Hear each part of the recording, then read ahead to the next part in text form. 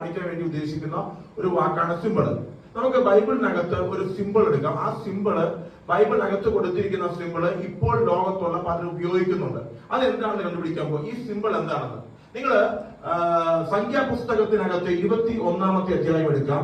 സംഖ്യാപുസ്തകത്തിന്റെ 21-ാമത്തെ അധ്യായത്തിന്റെ അതിന്റെ 7 മുതൽ വാക്യങ്ങൾ ഉറക്കെ വായിക്കാം. സംഖ്യാപുസ്തകത്തിന്റെ 21 നമ്പേഴ്സ് ചാപ്റ്റർ 7:21 വേഴ്സ് 7 to 9 എന്ന് വായിക്കാം. ആരെങ്കിലും വിരോധമായി സംസാരിച്ചതിനാൽ പാപം ചെയ്തിരിക്കുന്നു.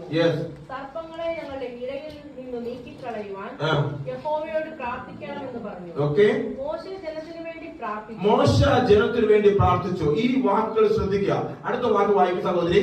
യഹോവ മോശയോട് ഒരു അഗ്നിസർപ്പത്തെ ഉണ്ടാക്കി. യഹോവ മോശയോട് ഒരു അഗ്നിസർപ്പത്തെ ഉണ്ടാക്കി കൊടിമരത്തിന്മേൽ തൂക്കുക. നിങ്ങൾ ശ്രദ്ധിക്കണമേ, ഒരു കൊടിമരം ഉണ്ടാക്കുകയാണ്.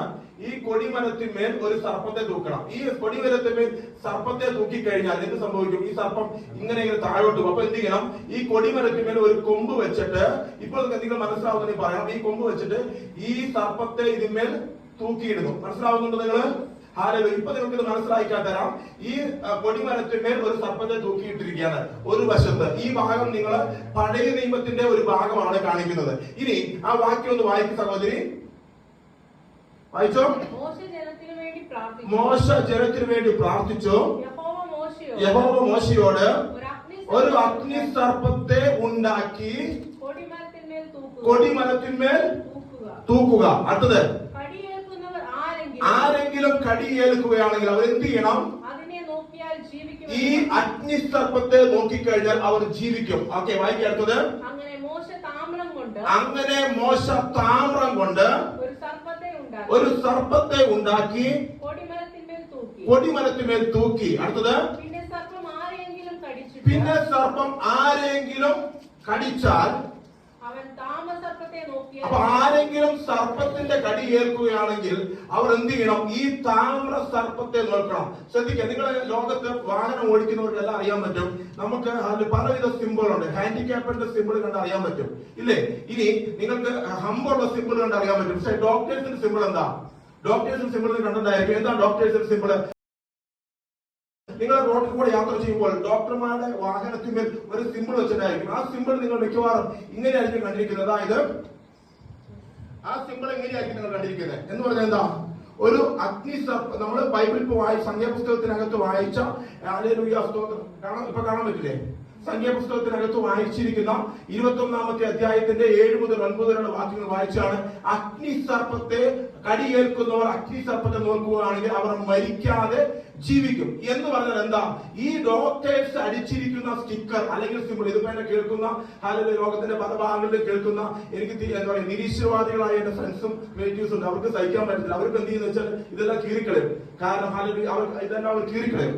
കാരണം എന്താ? അവർ പറയുന്നത് ബൈബിളിനകത്തോട് സത്യമല്ല എന്ന് പറഞ്ഞിരിക്കുന്നത്. അവരിത് മനസ്സിലാക്കും. അവർ മനസ്സിലാക്കുമ്പോൾ എന്ത് ചെയ്യും? നിരീശ്വരവാദികളായ എന്റെ കസിൻസും എന്റെ ഫ്രണ്ട്സും എല്ലാം അത് കീറിക്കളയേണ്ടവരും. ഇതെല്ലാം കാണുമ്പോൾ ശ്രദ്ധിക്കണേ.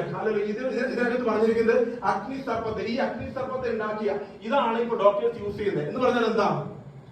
പണ്ട് മോശയുടെ കാലഘട്ടത്തിനകത്ത് മരിക്കാതിരിക്കാൻ വേണ്ടിയിട്ട് അഗ്നിസർപ്പത്തെ നോക്കാൻ പറഞ്ഞു.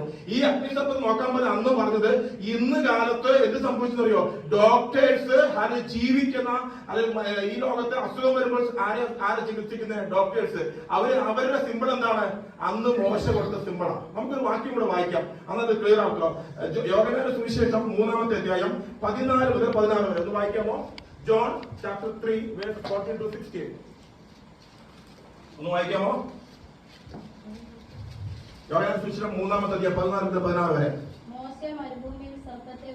മോശ, ശ്രദ്ധിക്കണേ, കൃത്യമായിട്ട് ശ്രദ്ധിക്കണേ. മോശ മരുഭൂമിയിൽ സർപ്പത്തെ ഉയർത്തിയതുപോലെ മനുഷ്യപുത്രനെയും ഉയർത്തേണ്ടതാകുന്നു. നിങ്ങൾ ഇത് പഴയ നിയമത്തിലെ മോശയെ കണ്ടേ, പക്ഷെ പുതിയ നിയമത്തിനകത്ത് ഒരു വലിയ വടിയേമേൽ ഒരു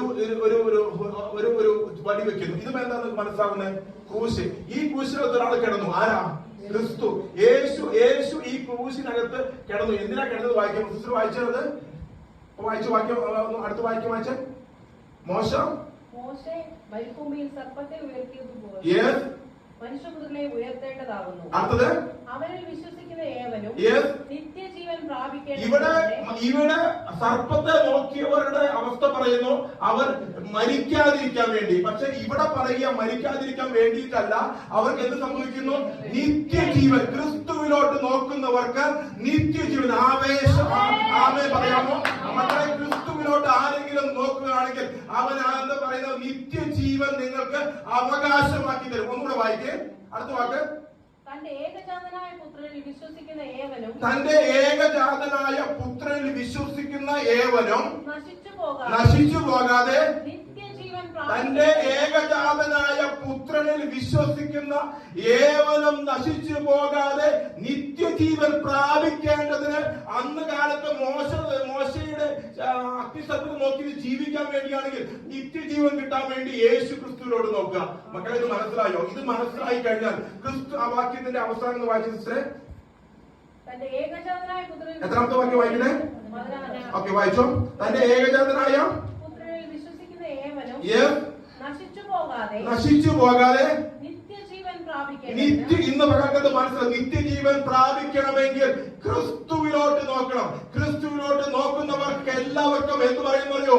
നിത്യജീവൻ അവകാശമാക്കി തരും. ആമേൻ. ഇത് വിശ്വസിക്കുന്ന കരങ്ങൾക്ക് ആമേൻ പറ. ദൈവം നിങ്ങളെ അനുഗ്രഹിക്കട്ടെ, സമൃദ്ധിയായിട്ട് അനുഗ്രഹിക്കട്ടെ.